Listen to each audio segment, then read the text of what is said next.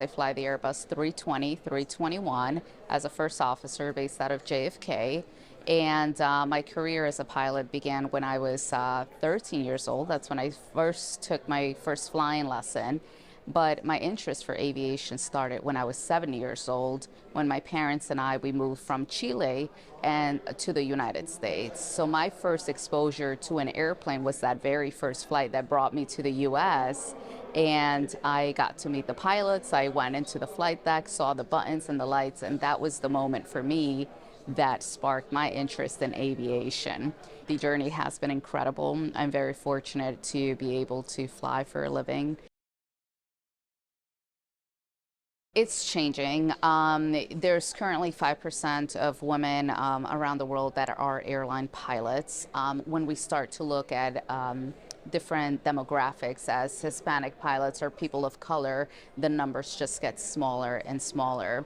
So there has been more of an awareness in terms of an educational campaigns out in the industry that really encourage people to become pilots or even mechanics or have other careers in the aviation industry. But we have a lot more work to do in volunteering and being out there and putting, this advocacy to making changes in the industry and encouraging our women and other minorities to be a part of the industry, letting them know that they're included, they're welcomed, and that they belong in our industry.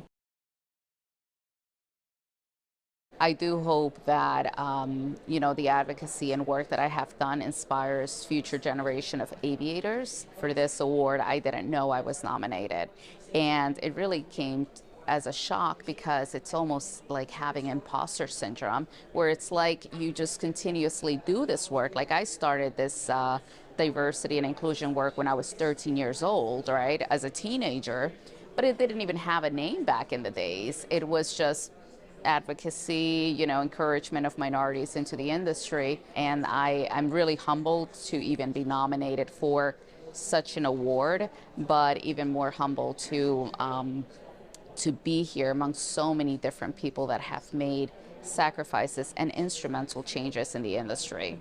And my big purpose in life is to leave the industry a better place than I found it. And being able to be that person to encourage, to mentor, to even sponsor people to come into this industry is a monumental task that I take really seriously, and I look forward to continue to do this.